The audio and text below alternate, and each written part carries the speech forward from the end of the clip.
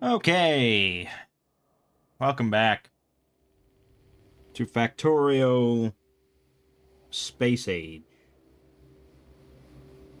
As it turns out, I wasn't really burned out on Factorio. I mean, I didn't end up playing multiplayer with some friends, so that helped prevent the burnout. But yeah, it was more just like I wasn't happy with that playthrough, and so I started a fresh one.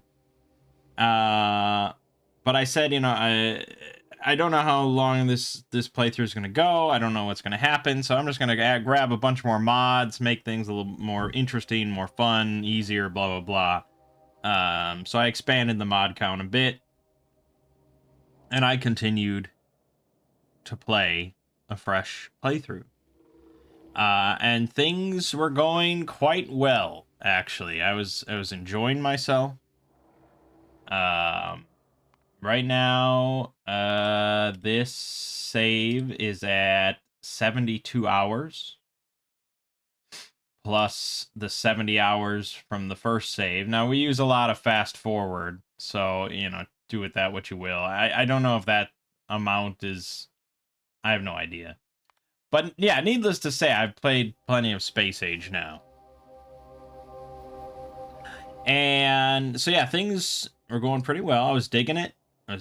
And I did, the first few planets, and I was like, oh, this is all going pretty well. I redid my base on Novice to expand it some more and stuff. And I was like, okay, I think I'm actually gonna get to the end and be able to show people the ending. And we will. 100% that is going to happen in this video. But I did basically have to cheat. I had to use the editor. I gave up on a kilo. I just said, fuck it. Honestly, it's not a complexity thing. It really isn't. It's more just a time thing. And I am now at my limit. So I could have just abandoned it again, basically at the same spot, or just say, fuck it and get it done and just be done with it. I think it's safe to say at this point that I probably will never play Space Age again, which is really sad. I think it's pretty sad to say. But it just doesn't tickle my fancy the way that the base game did and various mod overhauls do. I'm glad Space Age released. I don't regret spending, the money and the time on it, but I'm more excited for what modders are going to do over the coming years with Space Age being added than Space Age itself. And honestly, I don't know if I don't know if I'd even recommend Space Age to like the average Factorio player, because 20%, only 20% of players have launched a rocket in Factorio. And if you're not the type of player that has even launched one rocket in Factorio, you're not going to get anything out of Space Age. I mean, maybe Space Age will just ignite some sort of hidden passion within you, and you'll launch a rocket after Blue Science and be like, oh my god, now this game is amazing. Maybe, but I would say that's unlikely. And so for the majority of Factorio players, or people that have played it, I don't think the DLC is going to do anything for them.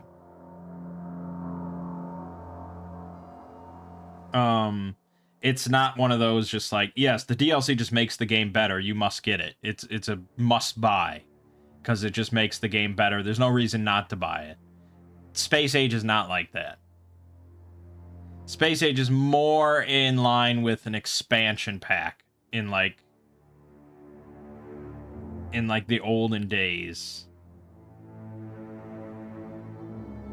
It would basically be like Burning Crusade, like a WoW expansion back in the day.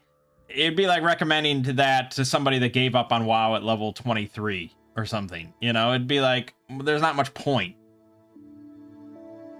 Clearly, you know, you're not going to be invested in reaching the content that the DLC, the expansion, has to offer. You know, it's got an overwhelming positive rating for what it is and for what they set out to do. Yeah, I mean, it's very good. It's just, I think for the majority of players, they're not going to get much out of it. They're not really going to experience a lot of it.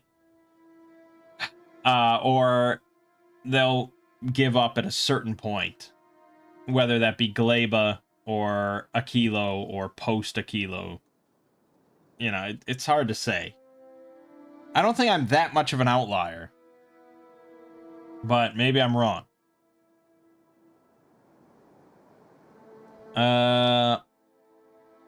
So anyways, let's go over all the planets for this playthrough, talk about what I did differently, and blah, blah, blah. And then we'll get to the end. So, Novice. We started here. Here's my original smelter stacks. All the resources there long since harvested. So my messy bus, of course, into the mall. Same as usual. You'll see that I have expanded ammo production here. And actually went into uranium ammo as well. This was a bit overzealous on my part. I didn't put on Death World settings or anything like that. But I did put on a few biter mods, including toxic biters, explosive biters, and frost biters. And I was like, okay, I think biters might be a little bit more of an issue, so I'm going to set up some good ammo production, and I have the ammo loader mod, which I really like because it takes a lot of the tedium out of maintaining defensive walls and perimeters and stuff, because this will just distribute ammo to all your turrets wherever they are, automatically. And so early on, I basically went around and cleared out a lot of nests. Mostly just through like defender robots and stuff like that.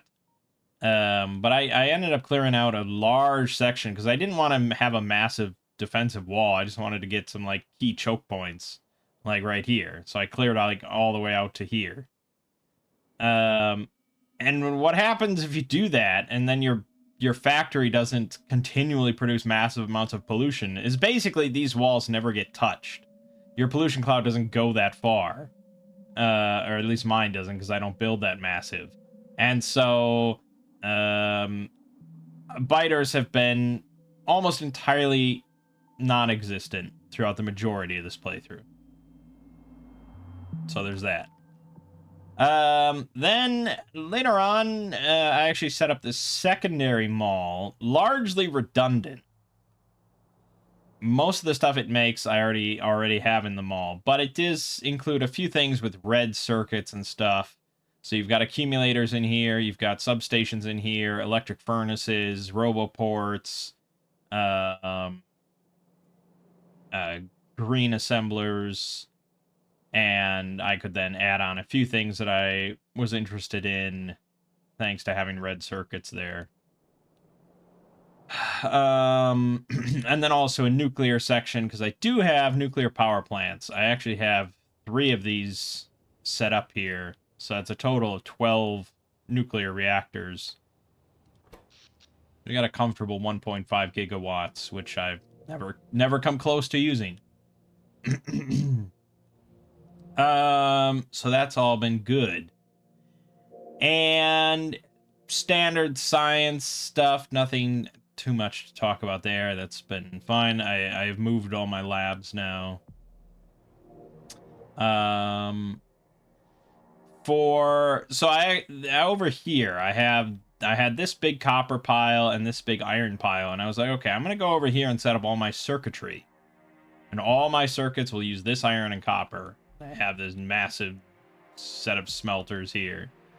And that worked out pretty well for quite a while, except there was a bit of an annoyance where I needed green and red circuits over here. Then obviously that's why I made the circuits, and I only set up one train to carry green and red. And I got really lazy with it, and I ended up it. There were some hitches with that plan, and then for blue circuits, I was like, okay, fuck it, I'll just set up a requester chest, which worked. But then also, this is where I set up low density, and module production, rocket fuel production here.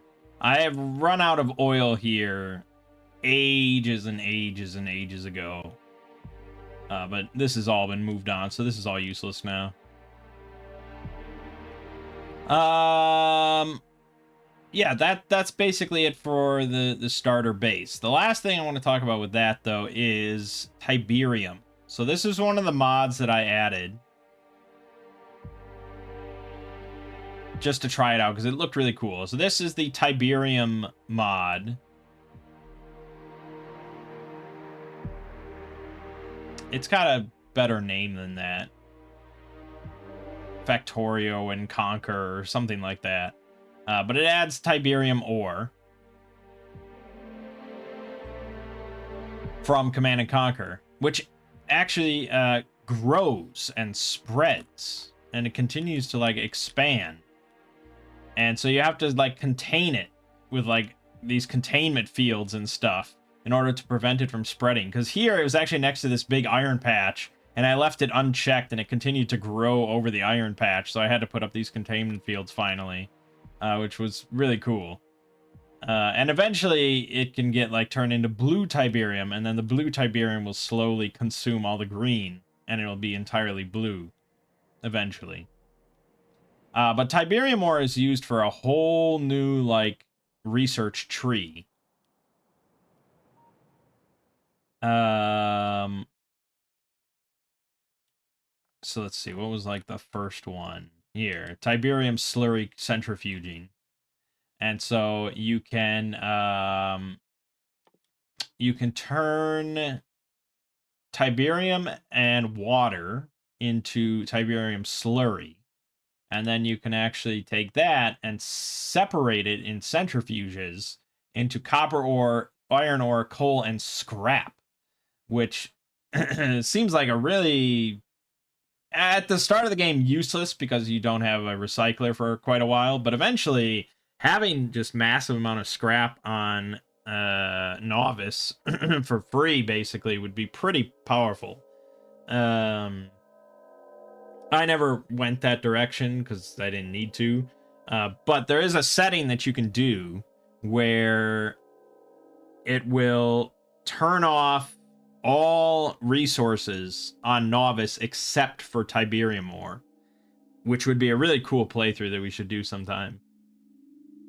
Because outside of just this separation, you can actually eventually continue down the tech tree, and you get into all sorts of like new processes and stuff.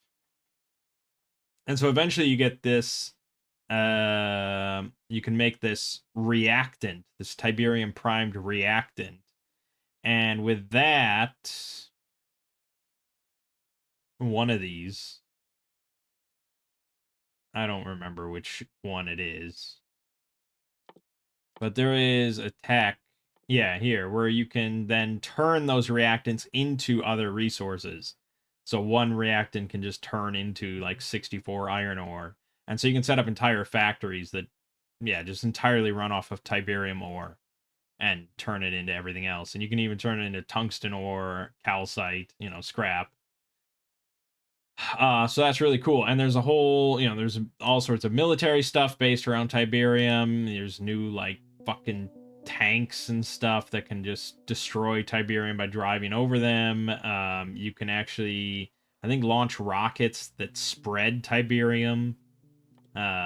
There's new power plants that run on liquid Tiberium. Really cool stuff. I didn't dive too much into it because I think I'd like to just do a separate playthrough where I only have Tiberium ore. But the main thing that I did with it is I made concrete.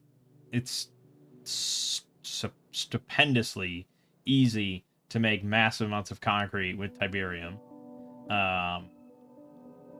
Because you just combine the slurry with some stone to get the sludge, and then a little bit of sludge makes the concrete. So really, then this is like 5 sludge for 10 concrete, and you get so it's like 5 stone for 10 concrete, which I think is a pretty good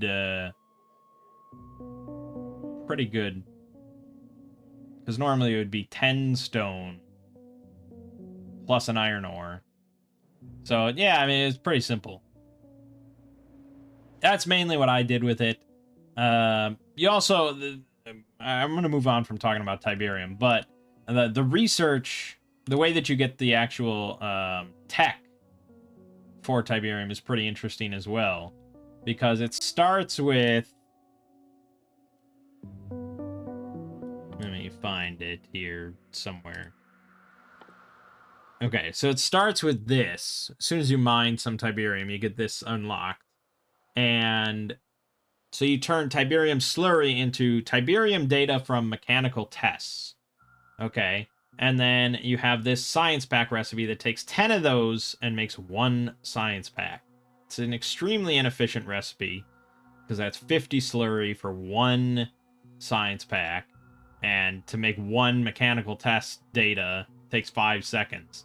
So it's really inefficient. And that's what you have to start with. But then you get thermal Tiberium testing, and you get a way to turn your slurry into molten Tiberium.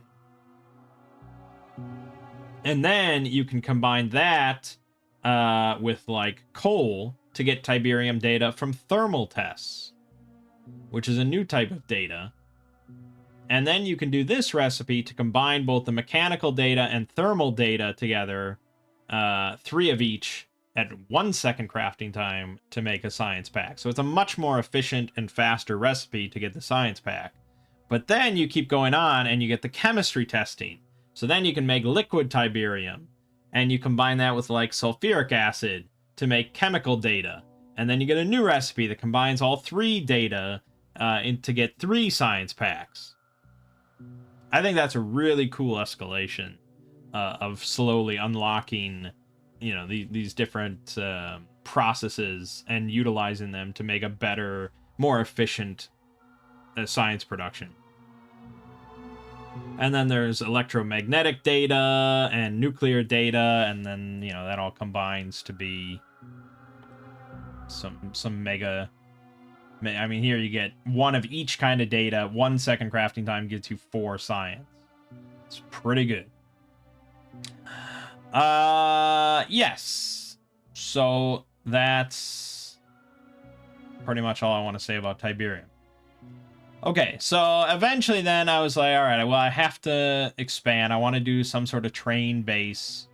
So this is the train base. It's not very extensive. It's not very big. There's a lot of space that I still could utilize. You know, it's a city block design where basically everything has 1 block and no more.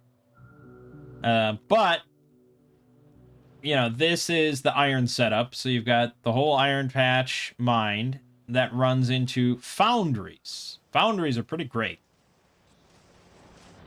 You know, this whole setup right here will produce 80 iron plates per second, which is not really that much, all things considered. But for me, I mean, that's quite a bit, and it's very small. It's very compact. And I could easily have just doubled this on the other side and gotten 160 iron plates per second.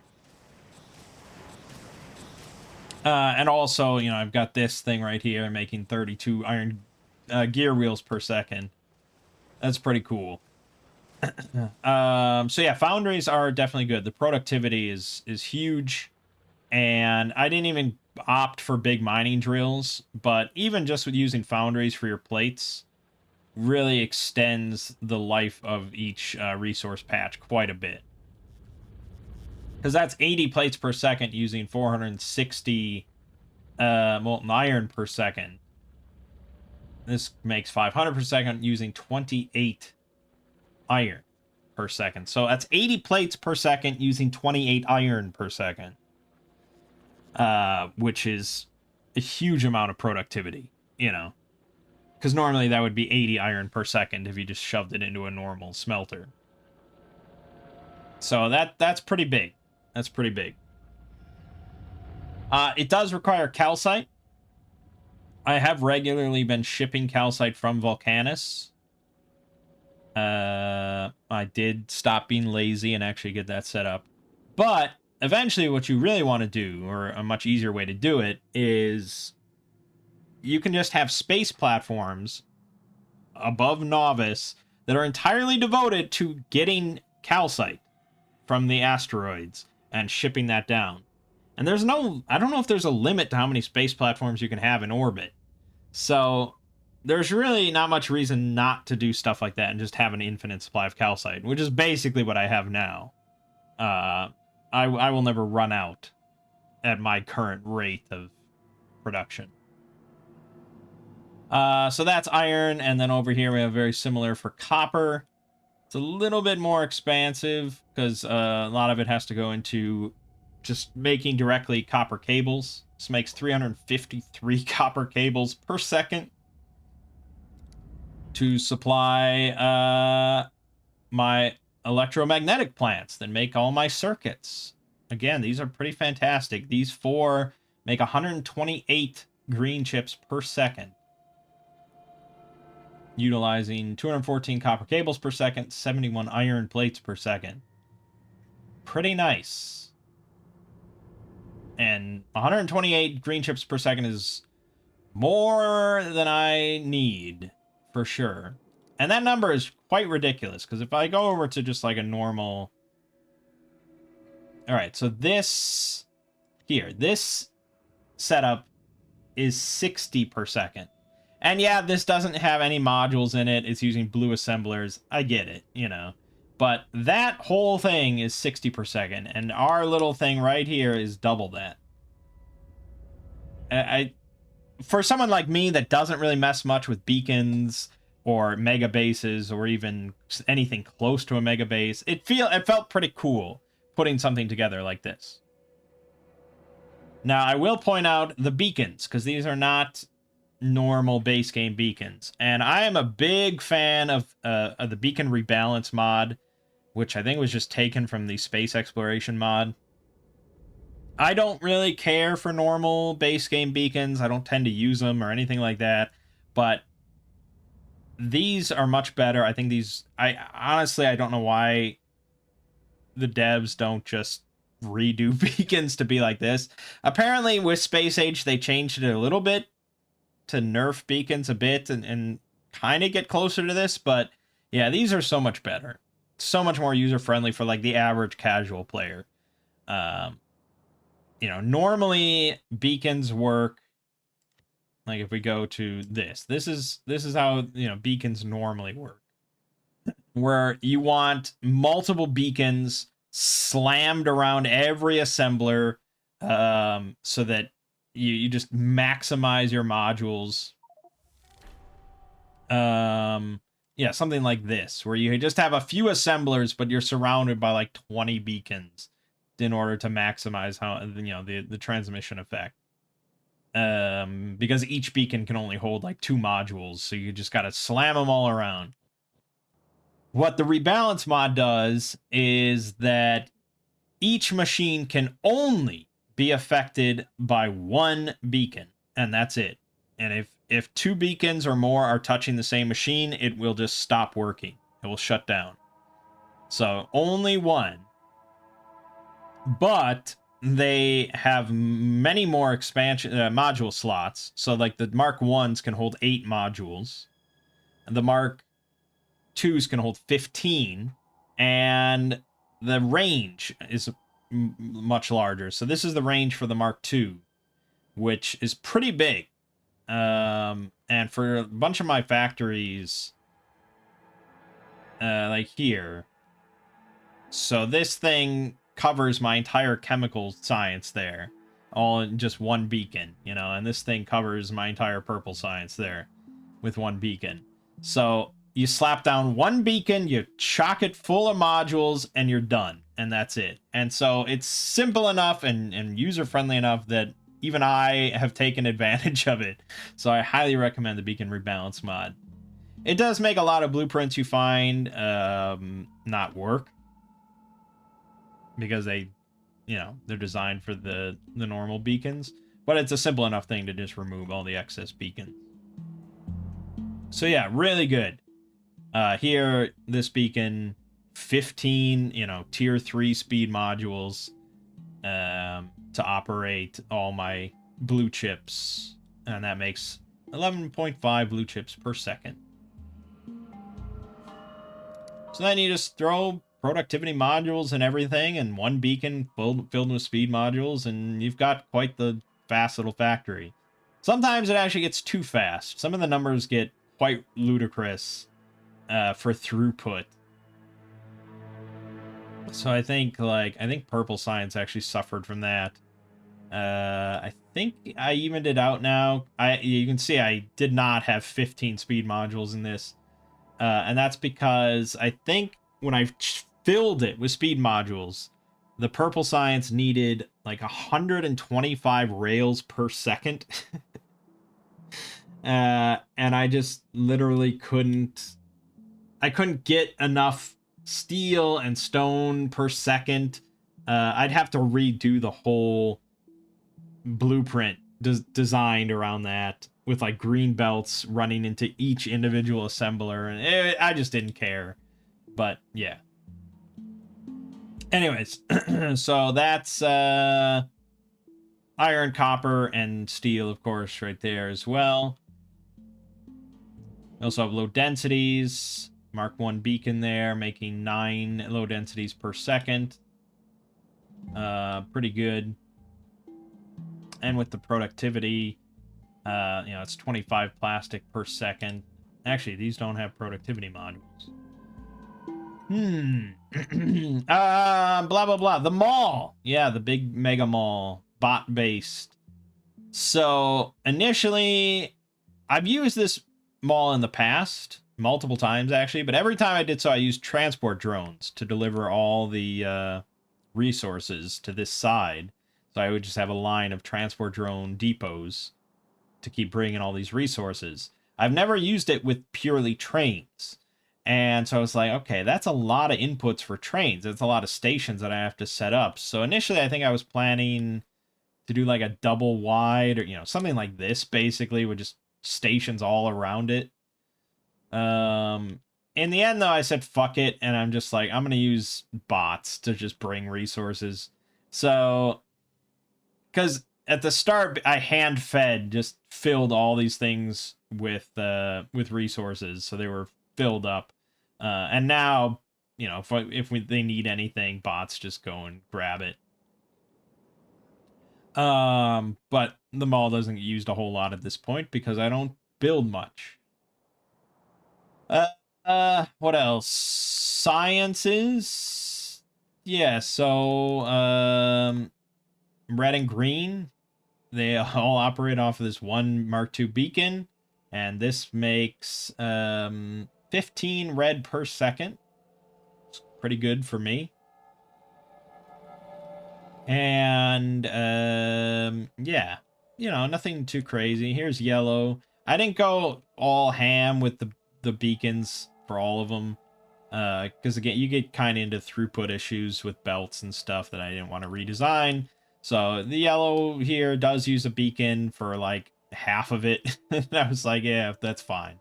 So that makes 6 yellow per second. Blue here making 8.6 per second.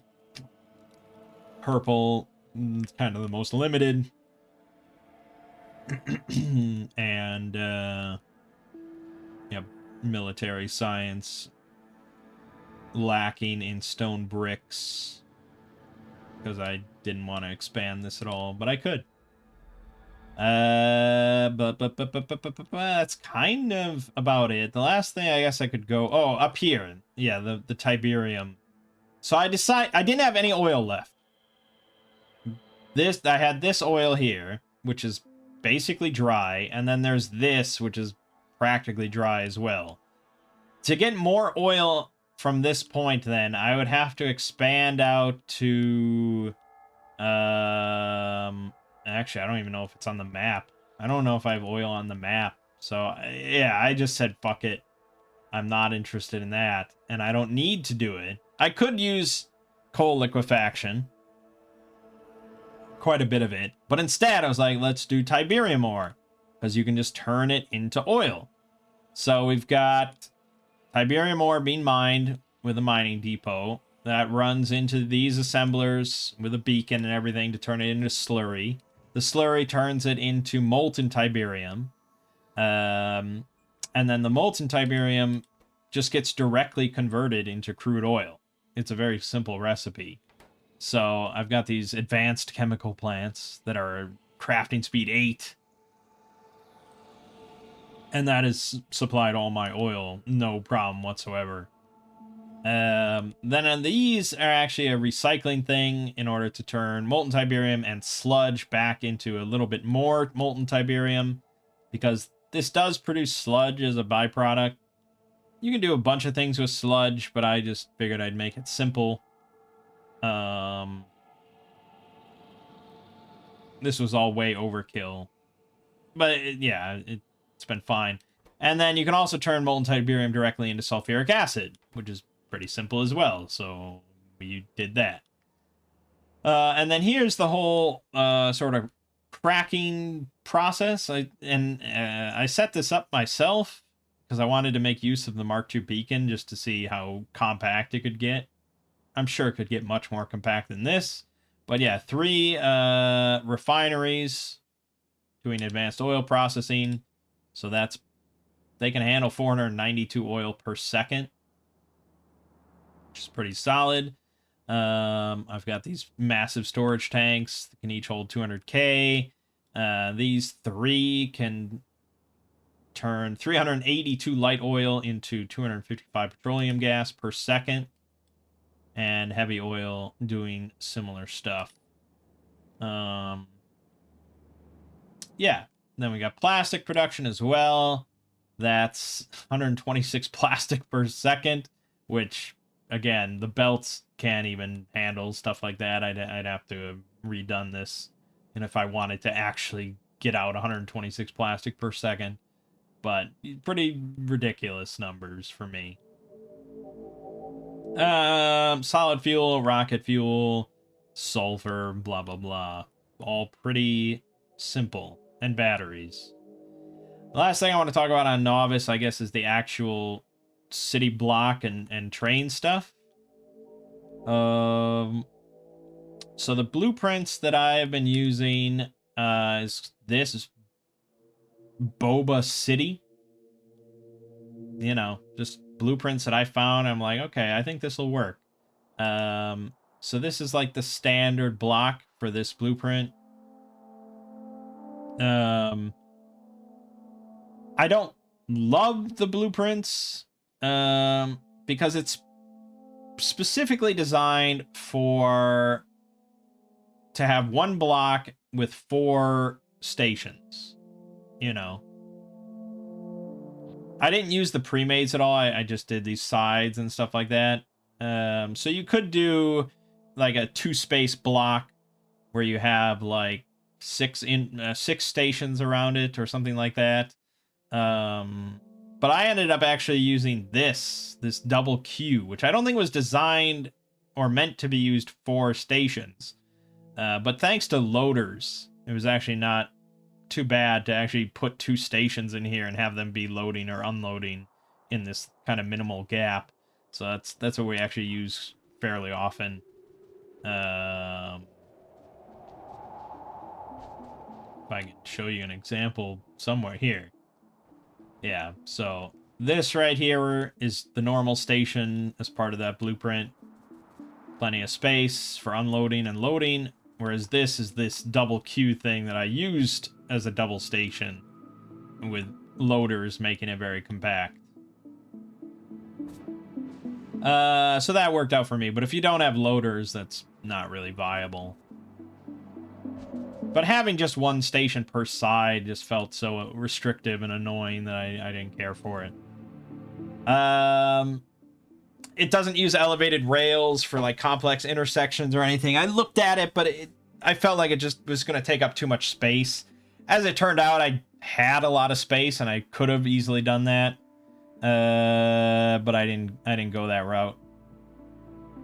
As for the trains themselves, I know that they expanded the train scheduling system quite a bit. You have interrupts now that can interrupt a schedule in order to go somewhere else if it hits a certain condition. Blah, blah, blah. I know I still didn't want to use it. And I still just went with CyberSyn. I like CyberSyn a lot. I think it's really user-friendly. I think it just works. I don't have any issues with it. I just like it. So I don't know if I've explained it before. I probably didn't upload the playthrough where I went over all of it. But CyberSyn, you know, you have a central depot where all your trains just sort of wait for a command from CyberSyn.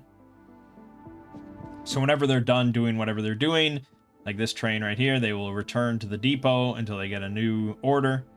And then all your stations are going to have a cybernetic combinator. And all of your stations then are pretty much going to act either as provider stations or requester stations. And to make it a provider station, you just hook up a storage container or multiple storage containers containing the products to that combinator. Where's a provider? Here. So basically, yeah, just one combinator right next to the train station. It'll automatically like connect, you know, and it knows. And then that gets hooked up to a storage container or, you know, a bunch of chests or whatever. So this has 51,000 green circuits, and that is what the combinator says it has, 51,000. So that now acts as a provider station. So if another station wants green circuits, then this will tell it that this is where they are. It will also automatically detect if you have the proper inserters loading or unloading and stuff. And it has like automatic allow lists. So that it will only send a train to that station if it knows that the train can be loaded or unloaded there. Which is all pretty cool. We don't utilize different size trains, so it doesn't matter too much. Blah, blah, blah. And then the requester station is the same thing. You hook it up to a storage container, but then you also use this. You don't have to use this as a separate mod, actually, for the CyberSyn combinator. Or you can just use a constant combinator, but you basically load this one with a request threshold and a signal of the product that you want and a certain number in the negative. And that tells the system that you want to have that amount in storage. So basically, I always want at least 10,000 iron plates in storage, ideally. Now, I don't have that, and that's because of the request threshold. It won't send a train until we're at least 4,000 below that number. And so that's to prevent it from being like, oh, you're at 9,999, let me send a train with one iron plate. You know, so you want to set your request threshold to be reasonable. So once this hits 6,000 iron plates in this container, it'll send a train with 4,000 or so and fill it back up. And that's it, really. I mean, that's basically the entire system, is provider stations and requester stations that basically works as like logistics bots, you know. Then you have your big depot, and you know, you can have multiple depots, doesn't really matter. None of your train stop names matter or anything like that. You know, all that is just whatever. This one's named Jonathan Stewart, okay. And then you also can have one set up as a refueling station, which is this refueler. And so whenever they're low on fuel, they'll just automatically go to this one. Again, I'm pretty certain you can do almost all of this with the normal game system, but I didn't want to learn. Because I don't do city block train based stuff that often. So when I do, I'm just like, fuck it, I'll just use CyberSyn. It works. Okay. Moving on. That's Novice. There's not much else to say. Let's go look at Volcanus. Alright. So Volcanus has been certainly the smoothest of all the planets as far as continued operation. And I did very similarly to what I did the first playthrough. I've used a very similar foundry design here. But I also... One of the things I fucked up on the first time I played is that I made all my foundries in an assembler. Don't do that. As soon as you make one foundry, use that foundry to make more foundries. Because the productivity applies to that as well. So for every 2 foundries you make, you'll get a free foundry, which is quite big when you're first starting up on Volcanus. So do that. But yeah, I also added then steel foundries and one to make concrete as well. And then this I found as a blueprint online. This is like a smart foundry that will just constantly flip through and make all these different products. If they go below a certain number, it'll just automatically change. I didn't really end up utilizing it much, but it is pretty cool. Beyond that, you know, it's pretty much pretty basic stuff. I set up automated production of foundries and big mining drills. I never ended up exporting big mining drills because I didn't need them. And I only exported a small amount of foundries, but I figured I should do it. Everything else is pretty much as you'd expect. I expanded a little bit more on tungsten and all that stuff. I never had any issues with making the science packs here or anything like that. What is the problem? Why isn't it making a carbide? Oh, I ran out of coal. Yep. I knew that was going to happen. Yeah, so at this point, I have like 9,000 of these science packs sitting here. But if I wanted to have more than that, I would have to finally go and get new coal, which would be a fucking journey. I don't even know where coal is. Also, I did not realize this when I downloaded the Toxic Biter, Explosive Biter, and Frostbiter mods, but those add biters to the new planets. So none of the planets are safe anymore. So Volcanus now has Explosive Biters, Aquilo has Frostbiters, and... Actually, I don't know if Gleba has Toxic Biters. And I'm pretty certain Fulgora is still safe. Because it's meant to be an inhospitable, like, dead planet. So, I guess they didn't want to add any... Yeah, I think, yeah. So, Toxic Biters, I guess, are only on Novice. So that's fun. Yeah, I didn't know that going in. Aside from that, yeah, not a whole lot to say about Volcanus. Been pretty easy. Let's go to Fulgora. Right. This time I opted not to do the big warehouse sorting process, and I went with a very normal process. This is a blueprint I found online for just sorting. But I made quite a few modifications to it because it didn't really operate as well as it should have.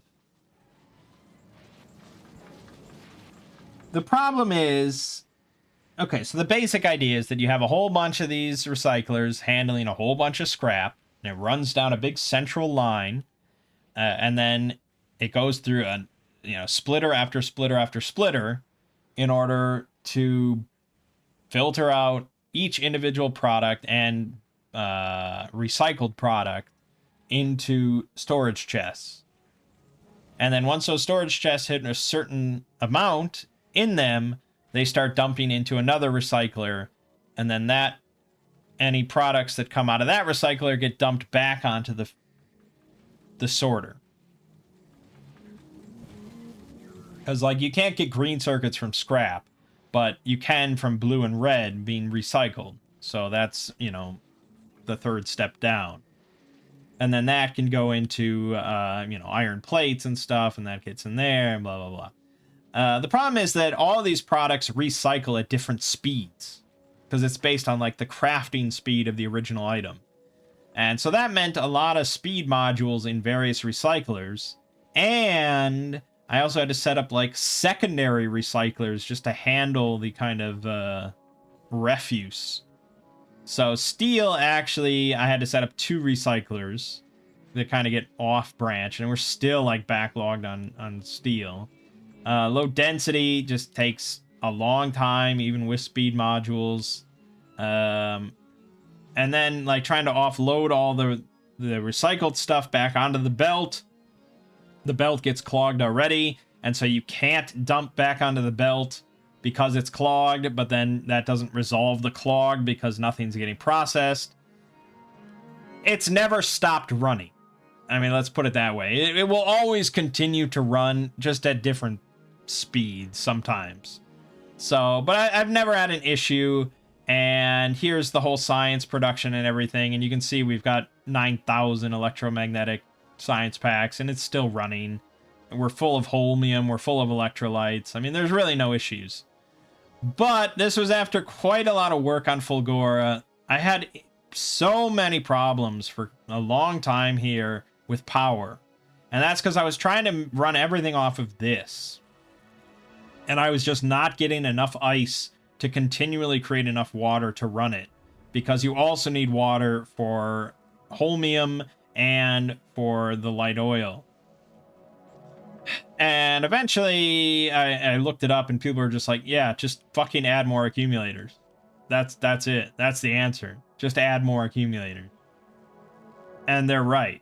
That's all you have to do is just add more accumulators, It's free power.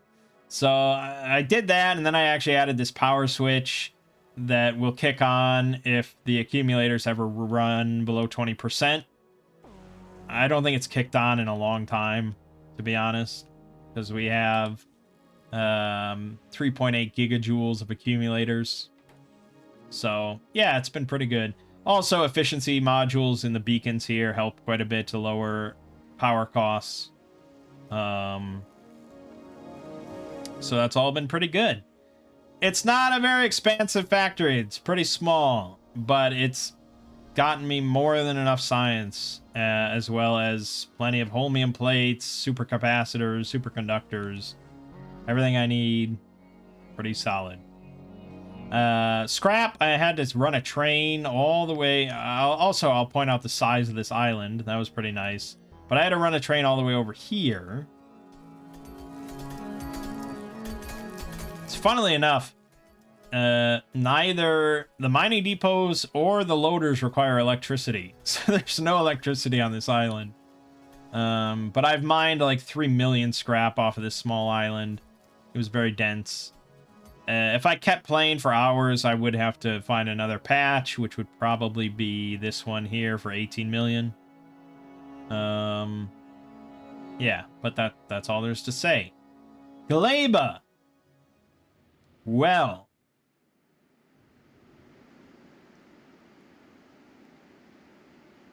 I will say that after it's all said and done, Galeba's not really that bad. I don't really enjoy it. I don't love it or anything, but it's not that bad, especially compared to a Kilo, I think. And really that's just because once it's going, once you have figured out Galeba, once you have it in place, it never really breaks. Yeah, I spent hours on fucking Glaiva, like no doubt about it. A lot of trial and error, a lot of circuits, a lot of fixing stuff. But this has been running nonstop now for like the last 30, 40 hours. 20, 30 hour, whatever. And you know, we've got 8,000 science in here. Yeah, most of it's going to spoil, but that's the thing with Glaiva. You cannot avoid spoilage. You cannot avoid product spoiling. You have to just continually produce and produce again and again and again, eternally. I mean, you don't have to. I could shut this all down at this point, but that means no science. So if you want a continuous supply of science, yeah, you have to continually run things. I actually, when I started this playthrough, I set spoilage time at 50%. At the end of the day, that was probably unnecessary. It's not really...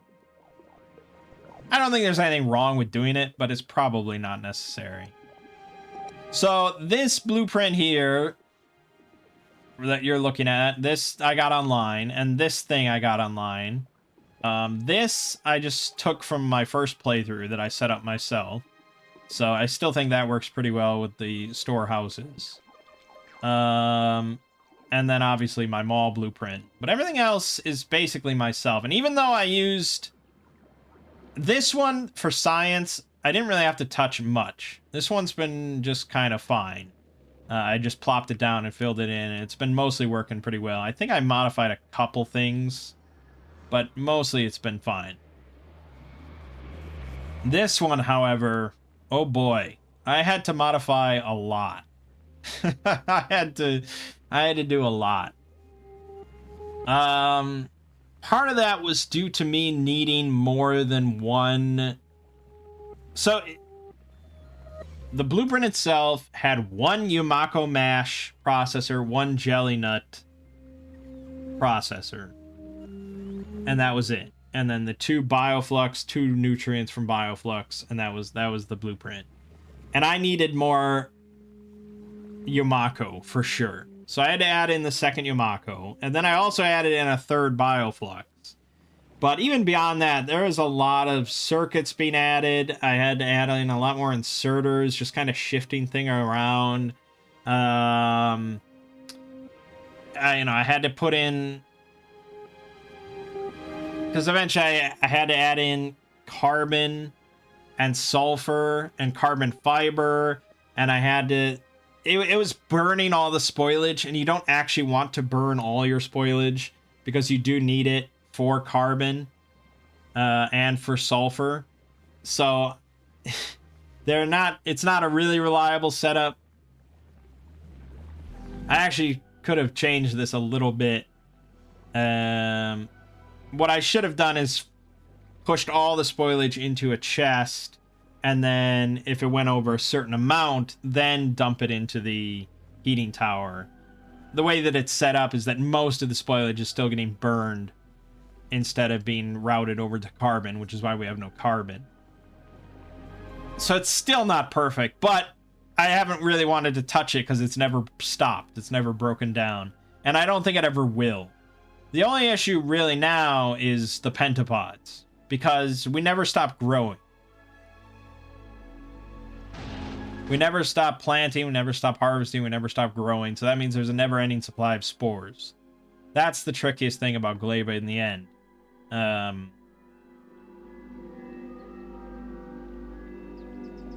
Because it's just, unless you constantly go back to Glaiva and continue to clear out nests around your shit, it's gonna be a problem. And I've got turrets, I've got rocket turrets. I actually am making rockets. I have 1,200 rockets here and an ammo loader. But they're going to get bigger. You know, eventually we're going to see medium stompers soon, and then big stompers. And I need way better defenses. So there's kind of an impetus for me to finish this, because eventually this is all going to get wiped out. But, yeah, I mean, I've said a lot of shit about Glaiva. It's still not great. I still don't love it, but it's not too bad. I don't know how great it would be to be, you know, for some people that do like mega bases everywhere, and you know they just have obscene amounts of production and everything. I don't know how that goes, because that seems like you're just growing a massive amount, spreading a lot of spores. But for my purposes, it's been okay. So yeah, it's fine. I'm never gonna be excited about Gleba, but it's fine. Okay. Um. Before we get to a kilo, we'll look at some of the space platforms. So the first one I launched up, it had the random name of Zoidberg, and I was like, okay, I'll stick with that. So this is the standard little tiny space science platform. This has produced more than enough space science than I've ever used so far. So this is really all you need for space science for your entire playthrough, unless you're really going into the end game stuff. My main ship, though, has been the SS Amaryllis right here. Again, these have all been blueprints, because I don't feel the need to design one myself. This one's been very solid. It's never had a single issue as far as taking damage or running out of ammo or anything like that. It's been very, very reliable. And it's very compact. It's got a good amount of storage. I've been quite pleased with it. So if you're curious, this is like the scheduling that I do. And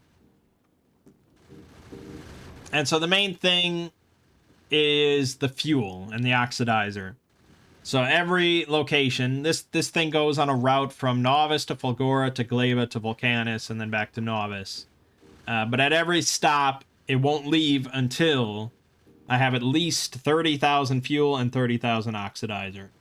And the way, you know, this compact little thing, it does take a while. You know, this is still using the regular recipe to make those things, so it's pretty slow. It takes a while to recharge back up. But it means that it's never had an issue. It's never run out. It like has barely just enough to get to each location, but that's good enough. Also, it makes sure that it has enough ammo to make the trip, but it's nothing. And then each one just has all requests satisfied, and then you have the requests set up. So at each planet, it picks up, you know, a certain amount of the science. If it has room, you know, it's depleted some of its like plates or calcite or holmium plates, it'll pick that up as well. And then it gets back to Novice and basically dumps a lot of that crap off, unless I don't need it. And I specifically wait at Novice until I've emptied out my entire agricultural science, to ensure that I use it.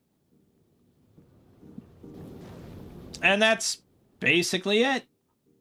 Pretty simple stuff.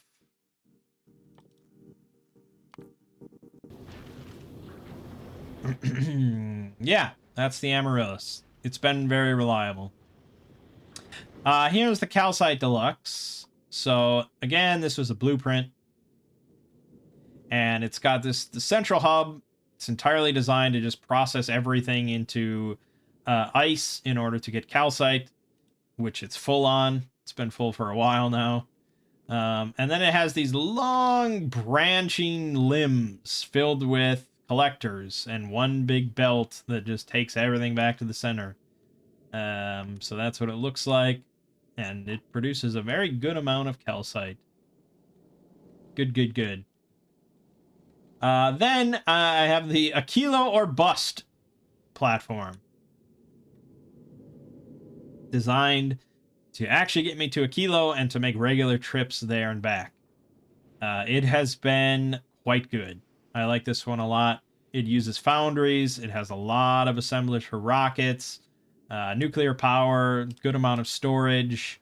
It's never had any issues. And with you know, the advanced recipe for fuel and oxidizer. Yeah, it just always is ready to go, pretty much. It actually doesn't use any storage tanks for fuel and oxidizer, but each one of these chemical plants can hold like 3,000 of the fuel, you know, in like reserve, and it makes it so damn quickly. Yeah, you really never have any issues with that.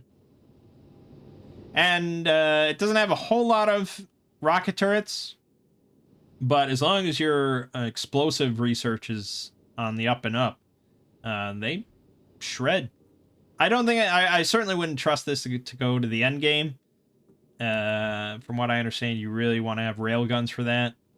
But for a kilo at least, this has been quite good.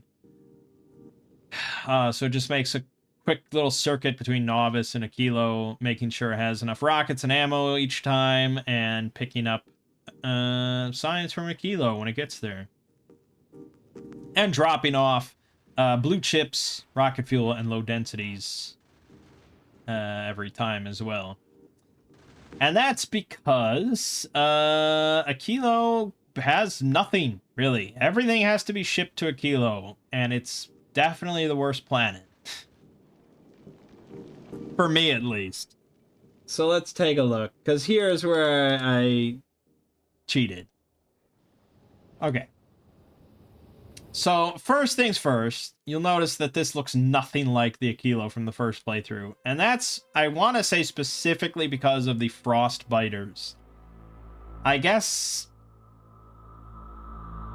I don't know. It seems wild that a frost biter mod would change the entire layout of Aquilo that much without, like, telling you. But yeah, it's basically just a novice clone now, as far as layout. But that means that the biters are always going to be a threat. That means you don't start on a little island and have to build your way out with ice platforms. I used maybe like 20 ice platforms total to fill in some holes. That's about it. Yeah, in hindsight, had I known all this, I wouldn't have turned on frostbiters. Anyways, so he started here. I grabbed a couple blueprints meant to kind of get you started on Aquilo with power and heat. So it uses 2 power plants here, turning ice, into water, and this generates heat, and then you burn the water and steam turbines. And then that allows you to set up this blueprint. This is meant to be a bit more sustainable. Actually utilizing the ammonia, whatever, to turn into rocket fuel in order to power a few heating towers, so on and so forth. We haven't really had any issues with this blueprint. It's all been pretty good. Then you can see where I went off blueprint and just did my own design, because it looks like shit. And so the intention was, again, to just get one cryogenic science assembler going. And you can see this is actually completely stopped because we're out of lithium. Because we're... Oh, yeah, I know why. Biters is the reason why. But yeah, so just basically one of each. And you need to get fluoroketone, which uses lithium and fluorine and stuff. And that comes out hot. And then you have to pipe that into a second one to cool it down. But most of the time you don't really even need this one, because the cryogenic science pack takes cold fluoroketone, ketone, and results in it coming out as hot. So you take in 6 and you push out 3. So you don't need to run this all the time. You only need to run this when you need a little bit more to fill it back up. So you probably want to have a circuit condition there. Which I used to have, and then... Yeah, anyways. Whatever. This all broke. But anyways, I made a decent amount. I made 4,525 cryogenic science so far. I'm happy enough with that. I researched railguns. That's what else do you need? And so then, you know, up here, this is where I was mining lithium brine until the biters attacked, and then that all got shredded. And that happened after I decided, okay, you know what? Obviously, I'm going to need more production here because I'm going to need quantum processors to make railguns or whatever. I'm going to need fusion reactors. So I found this other blueprint for this, which is like an all-in-one big setup of mass production. And I was like, okay, let me just slap this down and we'll just slowly get to work on it. And then I realized how much time that would take because there's like 40 cryogenic plants here. And each cryogenic plant requires 20 blue chips, 20 superconductors from Fulgora, 20 lithium plates, which take a while with one fucking assembler, and then 40 refined concrete. And I have to ship all this, you know. And refined concrete, you ship like 100 in one rocket. So that's just, you're talking about a lot of rockets, a lot of bullshit. And then, you know, I was looking over this and I was seeing this blueprint has all sorts of like uncommon pieces and rare pieces mixed in here. And eventually I was just like, oh my god, I can't do it. I mean, I could do it. It would eventually happen, obviously. There's nothing preventing this from happening. Except the biters, I guess, but eventually it would happen. But I was like, you know what, fuck it. So I grabbed, you know, the black market mod, which I had started with, and I never used it throughout the entire playthrough up until this point. Which I was pretty pleased with, because I didn't really want to use it. But I used it at this point, except I grabbed a different, newer version of it that, like, updates the UI and stuff. Except that version now causes frequent game crashes. And I've never had Factorio crash, so that was remarkable. So I had to then scrap that, and then at that point I was like, I'm fucking done with this. So I turned on the editor and just slapped down all the stuff at once. And then I realized that I don't have nearly enough power for this, so I grabbed a fusion reactor blueprint and I just said, fucking slap that down. I haven't even researched fusion reactors. But there you go. Now we have 3.2 gigawatts there, that half of it's not even functioning. And then at that point, I just like, none of this is running. And then the biters started attacking, and I'm like, I'm so done with this planet. And I'm so done with this shit. So then I'm like, okay, if I'm just going to use the editor and just to cheat and just to finish, then why don't I just grab the biggest, massivest blueprint of a ship and just slap that in to take me to the end. And so there we have fuck this game. And here's the blueprint for that I just threw in. So technically this is extra illegal because I haven't researched fusion reactors. But I think, you know, I think this thing mostly depends on the nuclear power. And I have researched railguns. But also it has some legendary components, which I have not researched that. So yeah, it's definitely cheating, but I don't care at this point. Now this thing has some issues. Mainly with water. And it's specifically due to some sort of issue here where it's combined the calcite and the ice belt into one. But we're not using enough we're actually not using any calcite because we're just staying in orbit. So this belt isn't moving to get the ice to the water, and thus we don't have any fuel.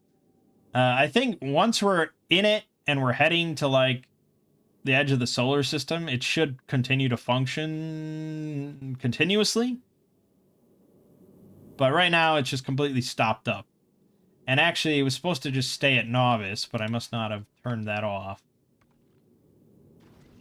Oh, it's at Glaven. You need to get to Novice. So I think that what I was doing was just like, change this. So then water will continue to function. And that's basically it. So things I didn't research in this playthrough. I didn't research artillery because I never felt the need for it. And also I didn't want to deal with, which is funny, I didn't want to deal with tungsten plate, even though I have it in place to continually ship it. And there's nothing preventing it. I just was like, meh. Mostly, I didn't need artillery. On Novice, for sure, I don't need artillery. And normally, it would be handy on Gleba, I suppose. Again, if I cared more, I'd set up artillery and bring it to Gleba and keep it safe. But, yeah. What else didn't I really get? So you have to... Right, the whole captive biter thing.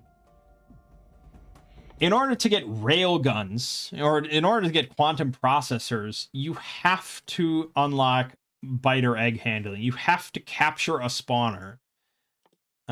Which isn't really that difficult. You have to bring Bioflux to Novice. I guess you don't have to. Maybe you could make this on Gleba and bring this over, but either it's easier to just bring Bioflux here. And then you make these capture bot rockets. You fire these out of a rocket launcher onto a spawner, and it will start capturing it. And assuming nothing attacks it while it does so, even though it will continue to spawn bugs while it's being captured. So you have to set up turrets around it, which won't shoot the captured one. So eventually you'll capture a spawner. And then you have to feed it Bioflux in order to keep it captured, and it will continually make biter eggs. And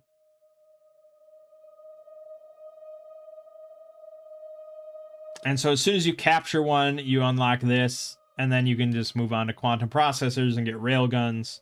And you don't really need biter eggs. You don't need biter eggs to beat the game. I think that's pretty safe to say. They're really used mostly for... Let's see. So they're used to make the overgrowth soil on Gleba, but you definitely don't need that to beat the game. They're used for biolabs, which is what most people are going to be interested in, because that's like the super labs. I have not set it up. Which is... Okay, yeah.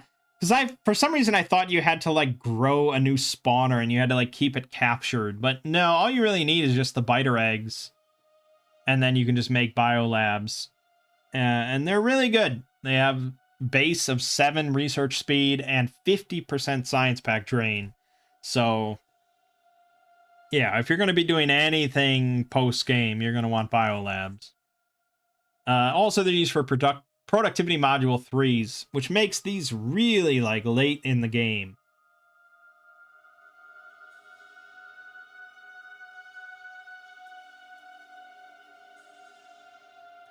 Well, I guess, not necessarily. Say you go to Gleba first. All you really need is the agricultural science pack, and then you'd have biter eggs. So yeah, I suppose it's not too bad.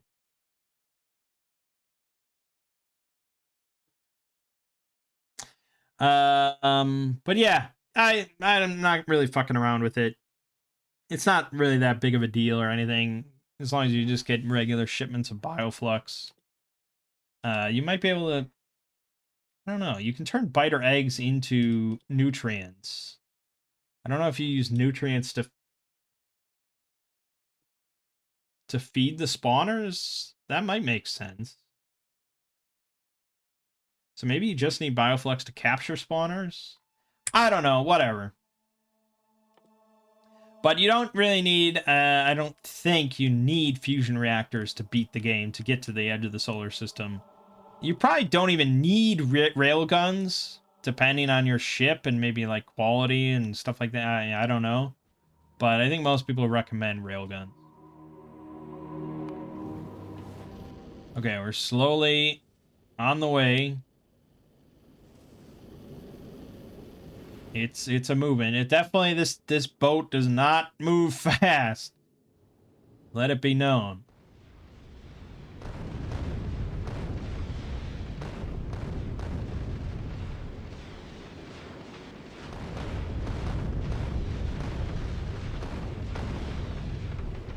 So this thing actually goes the extra mile to make fucking explosive rockets on board, which really isn't necessary. But you know, why not? And then railgun ammo is steel, explosives, and copper cable. So again, it's specifically been designed to be made on board a ship.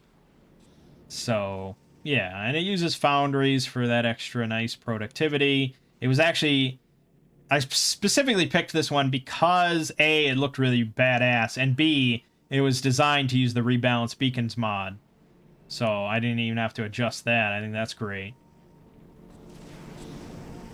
Yeah, the time and effort and everything that it would take me to build this myself would be astronomical, considering how many, like, uncommon speed module 3s are in everything, and, you know, the different qualities of various, you know, all these are, like, rare at least, yeah, epic crushers, and, yeah, boy.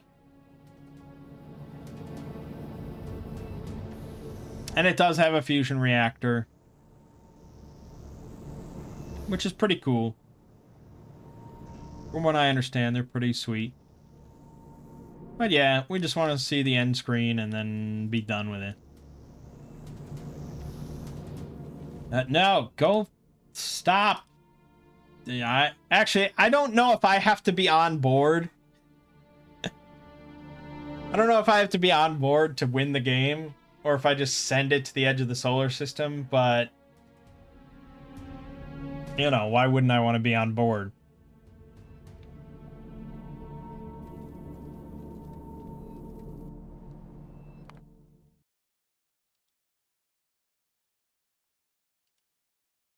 Oh, what did we have to research for that, actually, now that I mention it? There is something we have to research.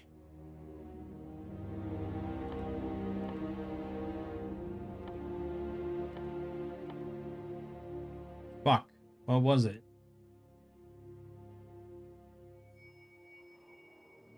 The Prometheum Science Pack. So you do have to research fusion reactors. Okay, I might have to spawn in. Yeah, we'll spawn in some science packs just to get this done. Had I thought about that, I wouldn't have researched like railgun damage and stuff.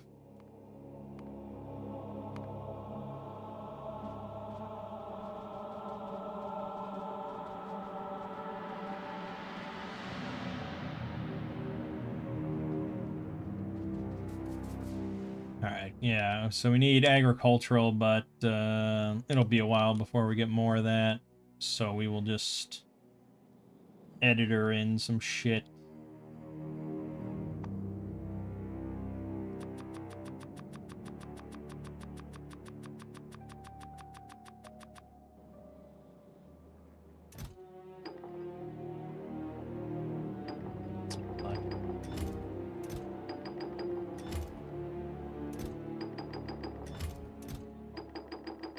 Nice and simple. Cheating is cool.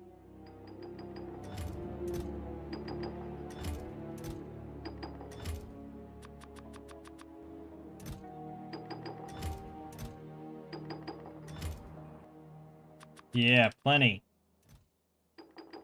And I can already tell you we're going to need more cryogenics, so let's just do that now.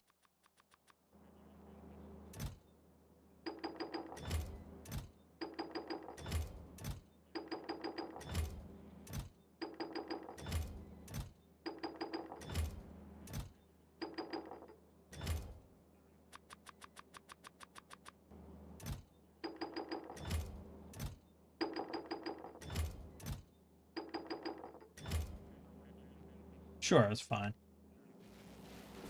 All right. Shouldn't take too long. Sort of.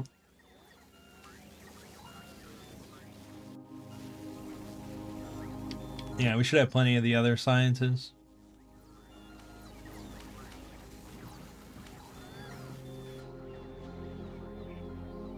Yeah, it's just right around a kilo. That's where I ran out of fucks to give.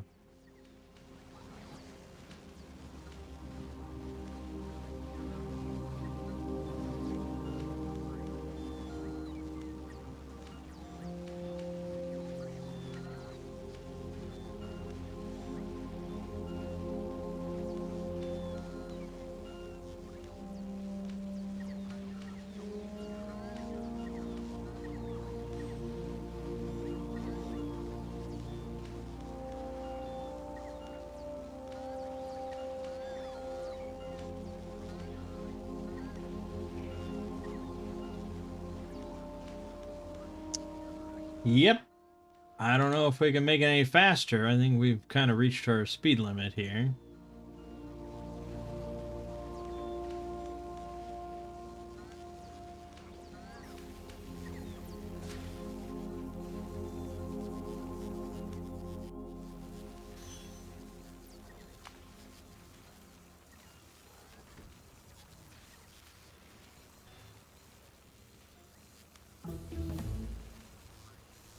Fusion reactor. Good, good. 250 quantum processors.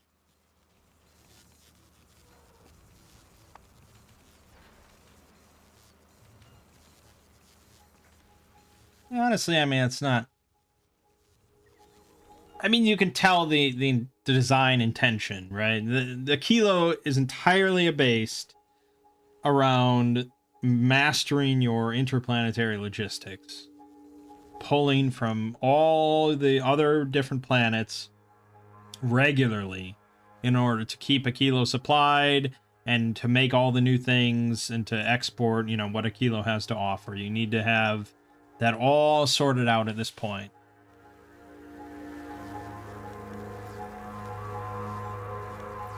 And I pretty much do. Again, it's nothing that I'm really doing here is like beyond me or anything. It just is like I've built still pretty small, and it just would take a lot of time and there'd be a lot more work to do, and meh.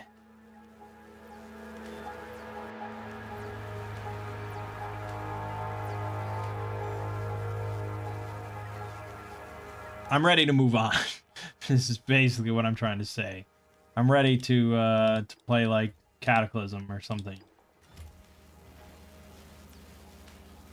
And then again, it goes back to my first point about like the average Factorio player.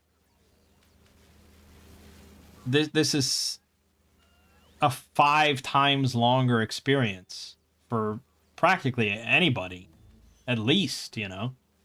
That is a huge jump.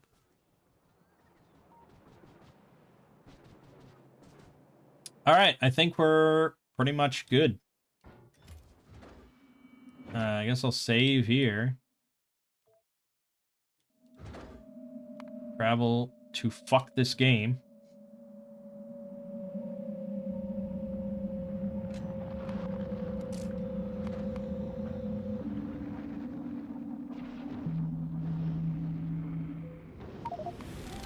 Hey, we created 100,000 yellow signs. All right, and we are going to go to Solar System Edge. Let's go.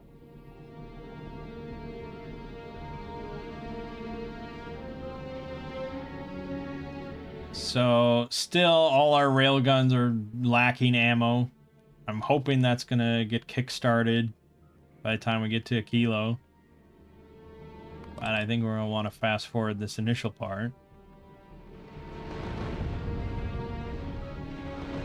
I mean, the whole point of a ship is to be self-reliant. So I can't imagine things are really gonna go wrong. Where we might lack is in research. you know, that's not... I imagine the guy that built this has quite a bit of research more than I do for like railgun damage and stuff. But still, we're not going to the shattered planet, so hopefully it's okay. Alright, we're on our way to a kilo.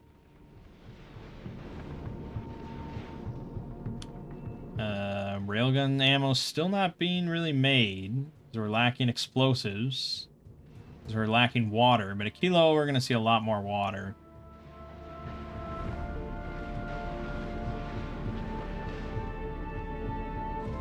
Okay, plenty of explosives, railgun ammo being made.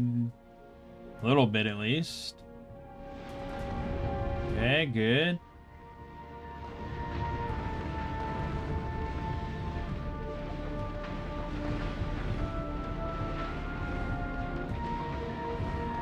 And we're on our way to the edge of the solar system. It's a far trip.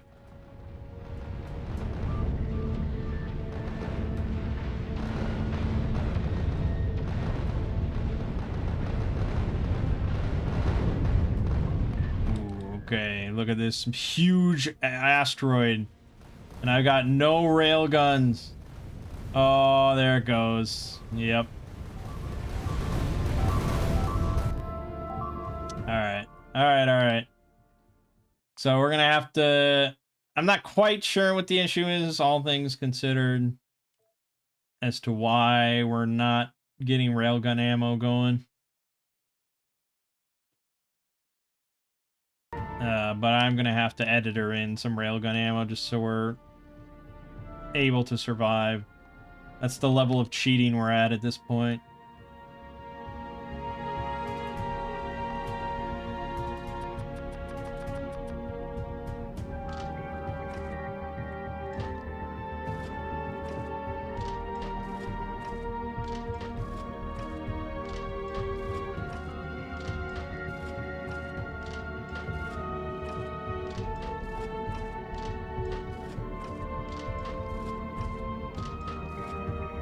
And they're meant to shoot huge asteroids, but also big asteroids. So hopefully we don't blow our load before we get to the huge ones.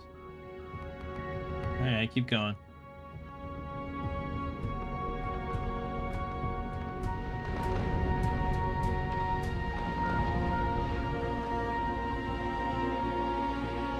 Oh yeah, I feel like it's loading up these side ones first, which is unfortunately the problem. But hey, we got railgun damage too.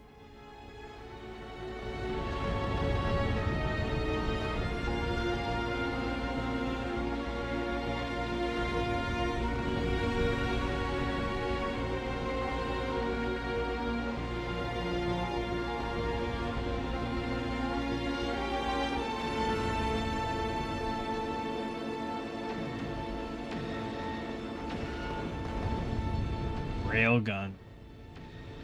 Cool.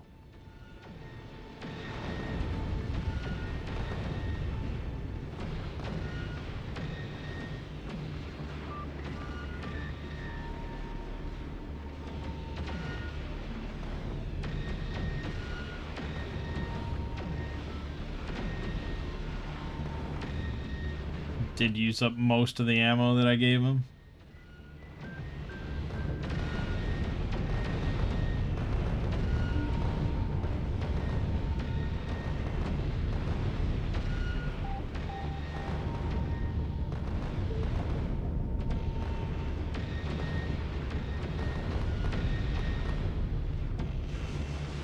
Fuck. Fuck. Come on, guys. I mean, sure, everything's probably fine when you're sitting on 500 railgun ammo going into this. It started from nothing.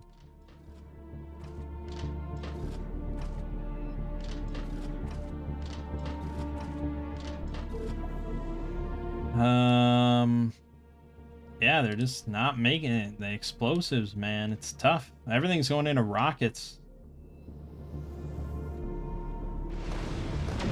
There you go. Boom. Sweet. What? I got killed by a railgun turret? What? How does that happen? What?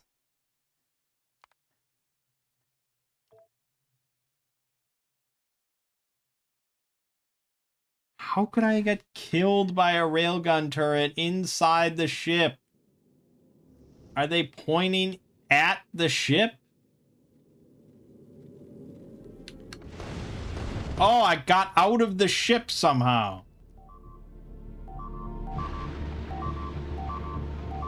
Right, and then I didn't... Okay, I don't know how I got outside of the ship, but that shouldn't happen. No wonder I got fucking sniped.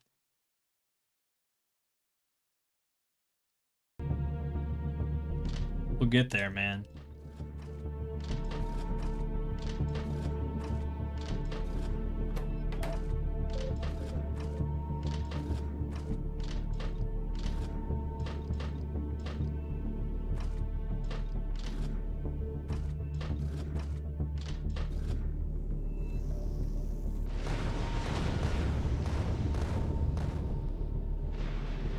Okay.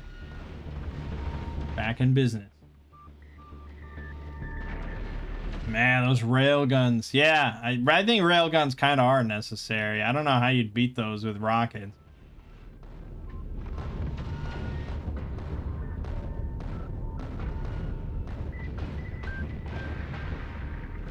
Cool.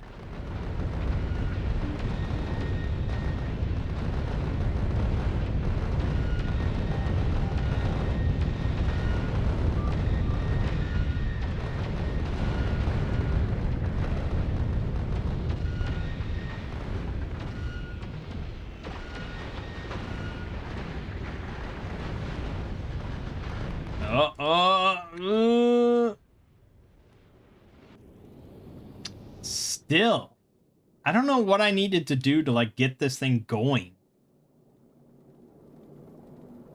You know, like I'm not sure what the holdup is that it's like struggling. Like literally with the editor, when you slap down a blueprint, it puts everything just as the blueprint is. You know, all the modules, everything. So this is exactly the ship as the person uploaded. So I don't know what I needed to do beforehand to like get it primed so that it was like good on ammo and everything.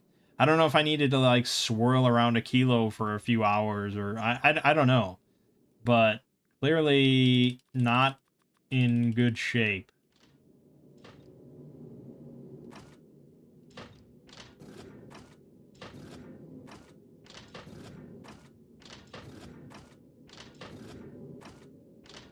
I mean, I guess I could feed explosives into the assemblers, but this is just cutting out the middleman.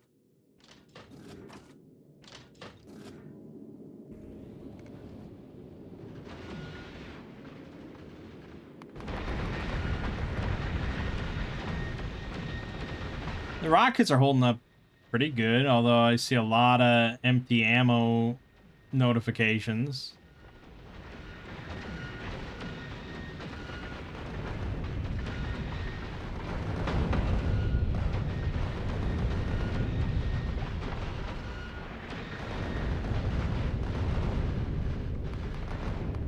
It's gonna happen again. I mean, we're pissing through ammo.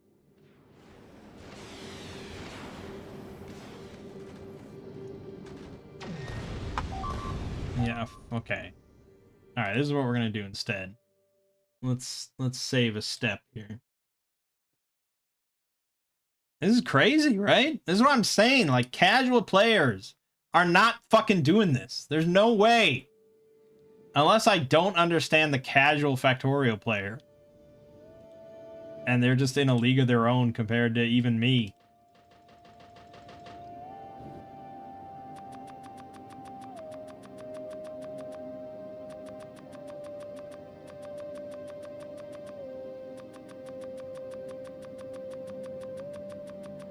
Alright, the central hub is designed to hold all this and filter it out. We'll just do that, but I will load this up. directly right now. And then with this, we should hopefully be good. That should hold us for a decent while.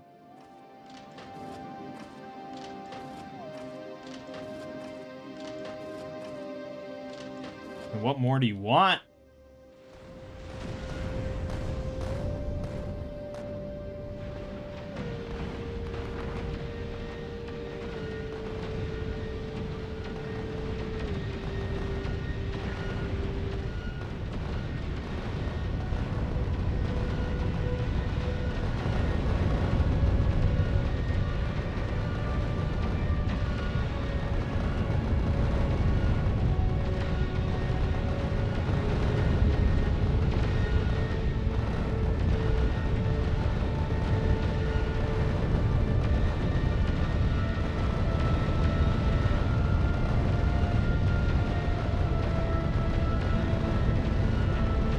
Yeah, it's holding for now.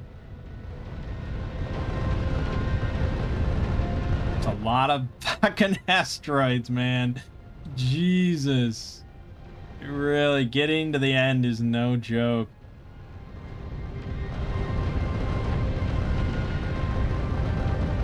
This is just the edge of the solar system.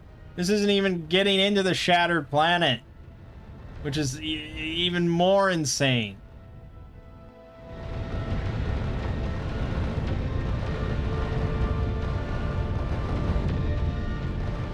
Uh-oh, I'm starting to see no ammo. Let's save ourselves some time and load back up.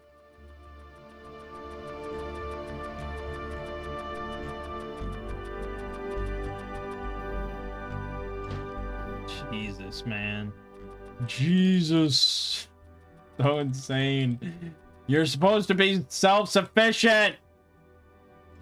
What is going on? What is going on? None of this is running. Why aren't you running? Coal. Because we don't have carbon. You got carbon right here. What is happening? You should be just processing an insane amount of resources every second. I don't get it.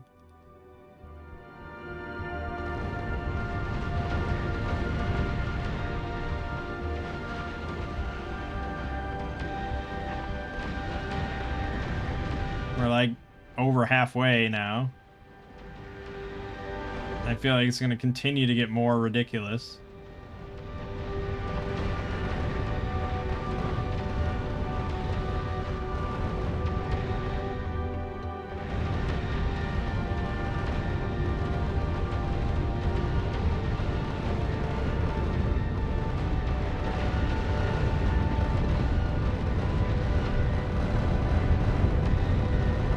Just insane.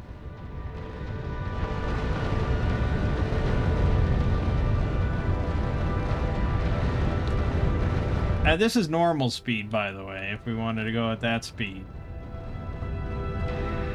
Making this excruciatingly long.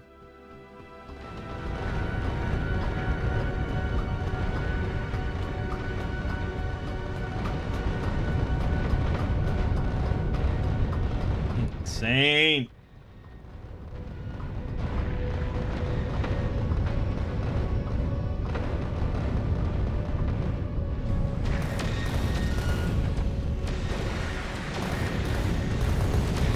Might be out of railgun ammo again.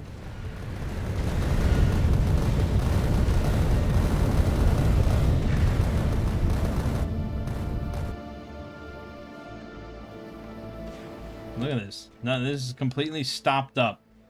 Why? Because we're not processing sulfur? Okay, isn't this your job to, like, sort this out to make sure this doesn't happen?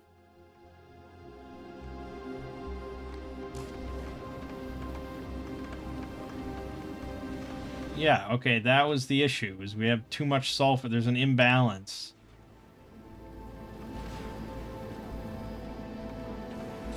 What is the point of their circuits, then, if they're not doing what they're supposed to be doing?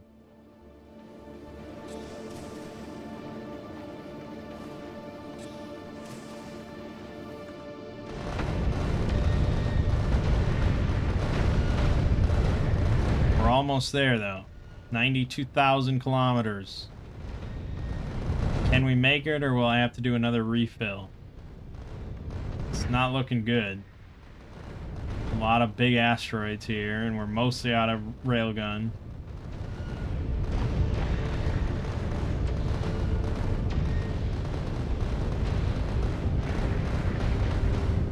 Oh, okay.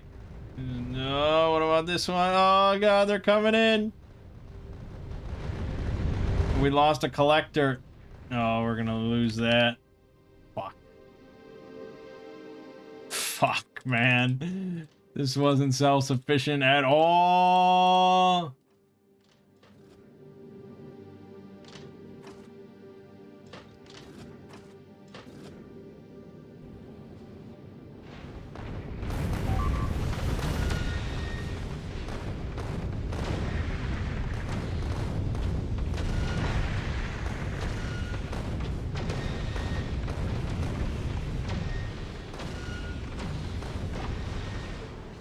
There you have it.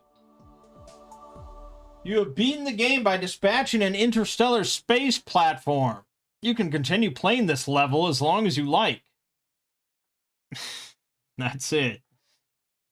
Oh, God.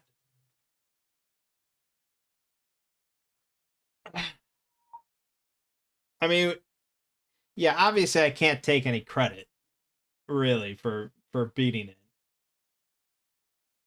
Because really, if I wasn't cheating, especially those people that are playing with like no mods whatsoever because they want to have achievements. Oh my God, I can't even fathom. No mods, no editor, nothing. Raw dogging Space Age. It just seems overwhelming to me. And again, I don't usually think of myself as being that much of an outlier of the average player.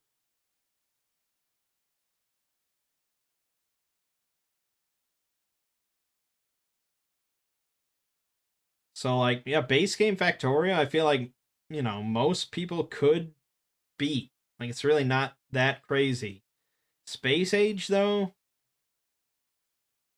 just not, again, not complexity or anything, just the amount of time and effort involved that you have to put in. The base game, the average player,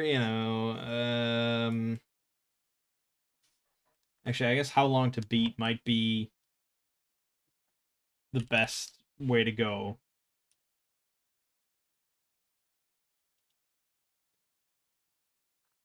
They're saying 49 hours for main story. I would say that's potentially accurate. Like the average player, maybe not in one playthrough or anything. Maybe it takes a few playthroughs to get to the end, but yeah, maybe about 50 hours. That probably sounds about right for what it took me. But then Space Age, if you're gonna times that by 5, but not really, because if you beat Factorio, you have a lot of the groundwork already done, so it's kind of hard to say. I would say on here, on how long to beat, they're saying 77 hours for Space Age.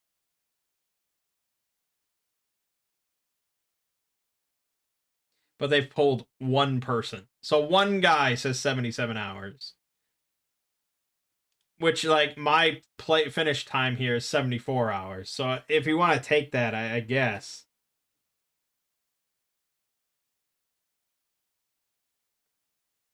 But it seems so daunting and just so time consuming, especially like, yeah, if you're not using fast forward or anything, and if I actually needed to build this ship and research everything and get quality going and all that stuff to make the trip, like, it just, yeah, it seems ridiculous.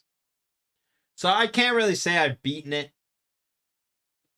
and I don't think I'll ever beat it, like, legitimately, and I'm fine with that. Like I said, I enjoyed most of Space Age. I don't regret getting into it and buying it and blah blah blah, and it's all fine. but yeah, I'll probably never play it again. And at the end of the day, like I said in the last video, it really is just kind of another overhaul.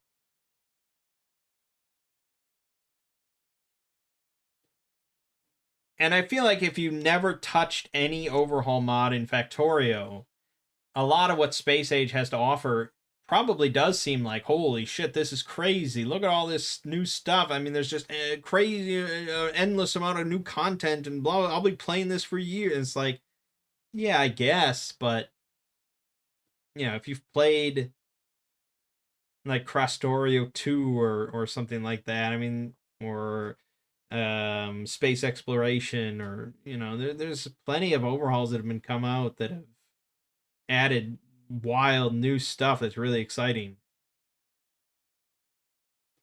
For me, really, the expansion that I would have preferred would be Crastorio 2. Crastorio 2, I think, is just like a really, really good DLC for Factorio. It takes the base game and just like expands on it more and in cool directions without going to space, without extending it by like 5 times the length or anything like that, without being absurdly complicated or anything. I think Crastorio 2 is really the DLC for me. And I did like an 80 some hour playthrough of Crastorio 2 to the finish. And it was really enjoyable. And I'd probably do it again. You know, I played with Rampant and plenty of other mods and everything, but still, it was really enjoyable.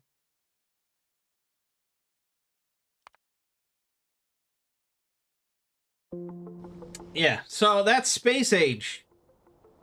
Do I recommend it? I mean, I don't know if I have to, really. You either have already gotten it or you haven't, you know.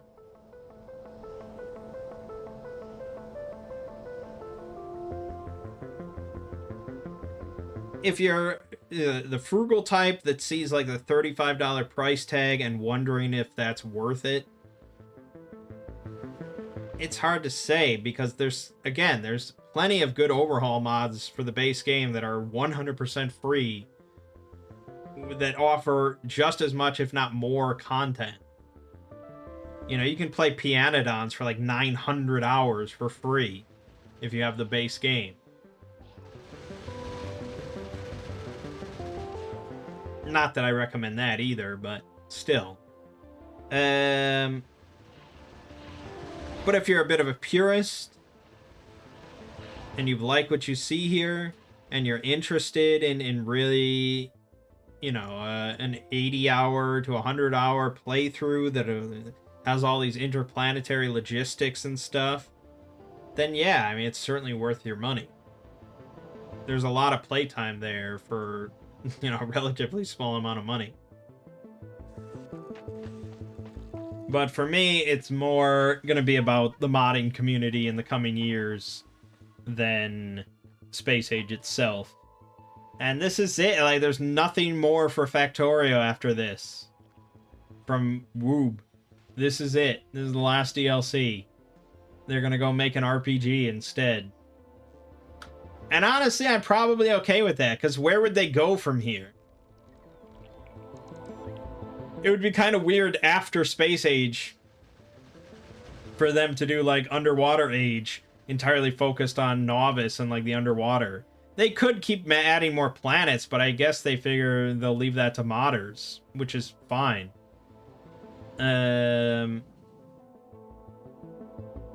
So they kind of just went for broke, and they did the whole space thing and multiple new planets, and that's gonna be what they leave it on.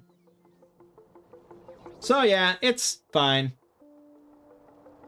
You're certainly going to see more Factorio on this channel. There's going to be new overhauls and new mods and stuff like that. You know, I could do another playthrough pretty easily just looking at the Tiberium mod entirely. That could be pretty interesting. We're probably going to see some new enemy mods and stuff. I'm sure there's going to be a mod that puts pentapods on Novice and stuff. And I think a lot of mods are going to require Space Age. because of stuff like that. So that's another good reason to buy Space Age. But yeah, it was fine. It was fine. I mean, look, regardless of what I say, I did put like 140 hours into it. So yeah, I mean, there's that. And that's because Factorio is, regardless, an amazing game. But alright, my name is Mangg. Game you just finished watching is Factorio's Space Age. I'll see you fine folks around.